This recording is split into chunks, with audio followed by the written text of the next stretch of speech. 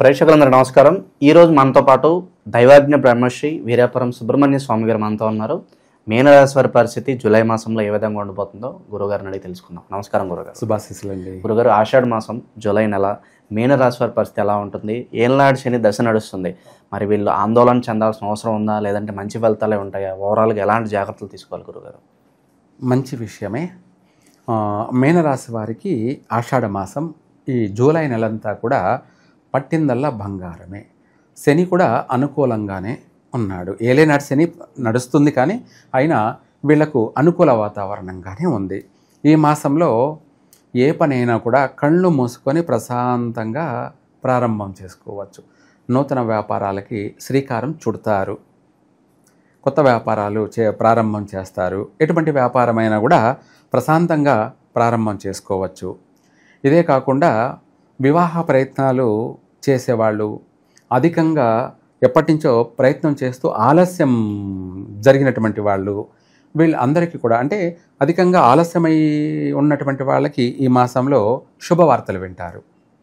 ఇంకా కూడా నిశ్చయితాంబూలాలు పుచ్చుకునే అంత అనుకూలత ఉంది. లేదు కొత్తగా ప్రారంభం చేసేవాళ్ళు ఈ ఆషాఢ మాసంలో పెళ్లి ప్రయత్నాలు ప్రారంభం చేసుకున్నట్టయితే తొందరగా చక అన్నీ కూడా నెరవేరుతాయి. కళ్ళు మూసుకొని కళ్ళు తెరిచే లోపల అయిపోయింది అన్నట్టుగా సంబంధాలు కుదరడం, ఎంగేజ్మెంట్ అయిపోవడం, పెళ్ళి అన్నీ మొత్తం టకటగా జరిగిపోయే అవకాశాలు కూడా ఉన్నాయి.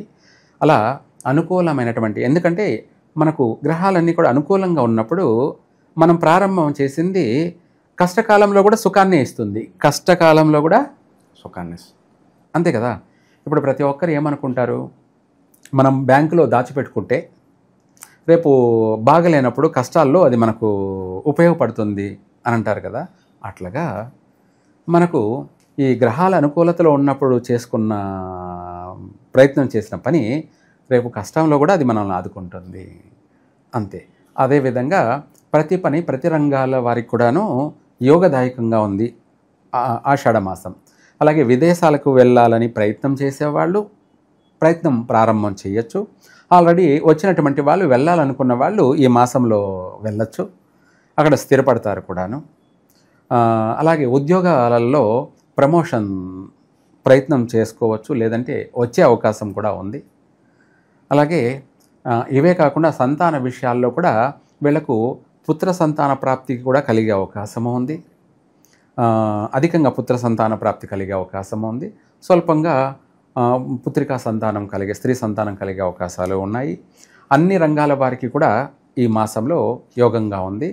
ఇదే కాకుండా కుటుంబ వ్యక్తులతో కలిసి సంతోషంగాను ఆనందంగాను ఈ మాసం అంతా కూడా ఒక మాట చెప్పాలంటే ఆనంద నిలయమే అనుకోవాలి. ఇల్లంతా ఆనంద నిలయం అంటే భార్యాభర్తలు సఖ్యత, అనుకూలత, అన్నదమ్ములతో కానీ, తల్లిదండ్రులతో కానీ, పిల్లలతో కానీ కాస్త బాగా సంతోషంగా గడపడం కానీ, అలాగే పుణ్య నది స్నానాలు అంటే తీర్థయాత్రలు, మహాపుణ్యక్షేత్రాలను దర్శించే అంత భోగభాగ్యము అలా చేయడం వల్ల కూడా వీళ్లకు బాగా సర్వకార్య సిద్ధి కలుగుతుంది. అంటే నది స్నానాలు, పుణ్యస్నానాలు, పుణ్యక్షేత్ర దర్శనాలు చేయడం వల్ల కష్టాలలో కూడా వీళ్ళకు సుఖం కలిగే అవకాశం ఉంది. ఇంపార్టెంట్ పనులు, ముఖ్యమైన పనులు, కఠినమైన కార్యాలు నెరవేరే అవకాశం కూడా ఉంది. కాబట్టి ఒక మాట చెప్పాలంటే మీనరాశి వాళ్ళకి ఏలేనాడు శని జరుగుతున్నా ఈ మాసంలో మాత్రం అన్ని విధాల ఆనందమైనటువంటి జీవితాన్ని గడుపుతారు. ఇంకా కూడా చెప్పాలంటే ఈ మీనరాశి వాళ్ళు మేషరాశి వాళ్ళతోటి ఎటువంటి సత్సంబంధాలు పనికిరావు. అంటే మేషరాశి వాళ్ళని వివాహం చేసుకోవడం కానీ, మేషరాశి వాళ్ళతో కలిసి బిజినెస్ పార్ట్నర్షిప్ కలుపుకోవడం కానీ, లేదంటే వాళ్ళతో ఫ్రెండ్షిప్ కానీ మీనరాశి వాళ్ళకి కలిసి రాదు. మేషరాశి వాళ్ళ వల్ల నష్టపోతారు, వాళ్ళ వల్ల మోసపోతారు కూడాను. ఎవరు? మీనరాశి వాళ్ళు. అందుకనేసి శాశ్వతమైనటువంటి ఎటువంటి సంబంధాలు పనికిరావు.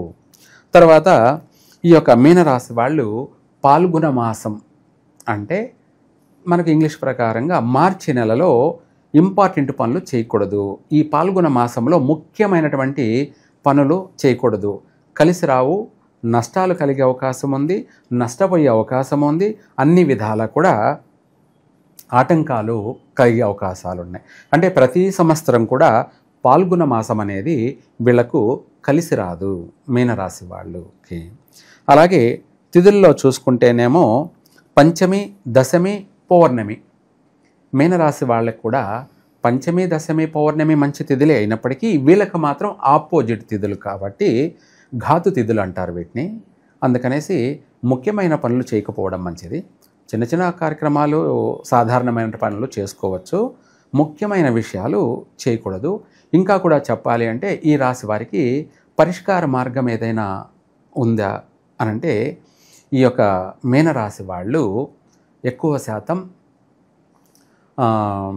ఆర్థిక పరంగాను కలిసి రావడానికి, అలాగే ఆరోగ్యపరంగాను బాగుండడానికి ఈ యొక్క మీనరాశి వాళ్ళు నవగ్రహాల్లో అటు శనికి, ఇటు కుజుడికి, అలాగే గురువుకి, ముగ్గురికి కూడా, మన కుజుడికేమో కుంకుమతో అర్చన, గురువుకేమో పసుపుతో అర్చన, శనికేమో నువ్వులతోటి అష్టోత్తరం. ఈ మూడు ఒక శనివారం రోజు శనికి, గురువారం రోజు గురువుకి, మంగళవారం రోజు కుజుడికి, ఇలా ఒక 7 వారాలు కానీ 9 వారాలు కానీ చేసినట్టయితే 100% వీళ్ళను ఏలేనాడు శని కావచ్చు, అష్టమ శని కావచ్చు, అర్ధాష్టమ శని కావచ్చు, ఈ పీడలన్నీ కూడా వైదొలిగిపోతాయి.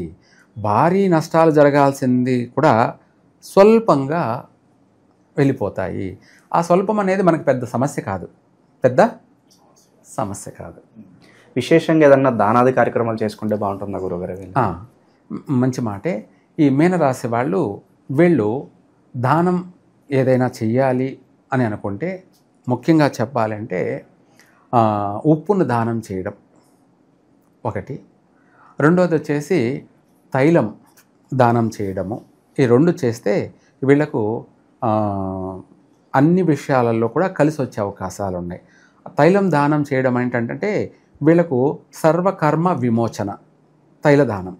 ఉప్పు దానం చేయడం వల్ల ఏంటంటే రాబోయే ఉపద్రవాల నుంచి మనము బయటపడడానికి, ఆరోగ్యపరంగా కావచ్చు, శత్రుపరంగా కావచ్చు, ఊహించినటువంటి సంఘటనలు, ఊహించినటువంటి నష్టాలు జరగకుండా మనము సేఫ్ జోన్లో ఉంటాం, సేఫ్గా ఉంటాం.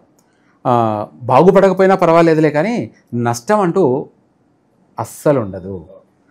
ఉన్న కాడికి ఉన్న, తిన్న కాడికి తిన్న, మనశ్శాంతిగా ప్రశాంతంగా జీవితాన్ని కొనసాగించే అవకాశం ఉంటుంది. ఓవరాల్గా మీనరాశి వాళ్ళకి మంచి ధైర్యాన్ని అయితే కల్పించారు. సో మొత్తం జూలై మాసం ఏ విధంగా ఉంటుంది, ఎలాంటి పరిస్థితులు అద్భుతంగా వివరించారు. ధన్యవాదాలు. సర్వే జన సుఖినో భవంతు.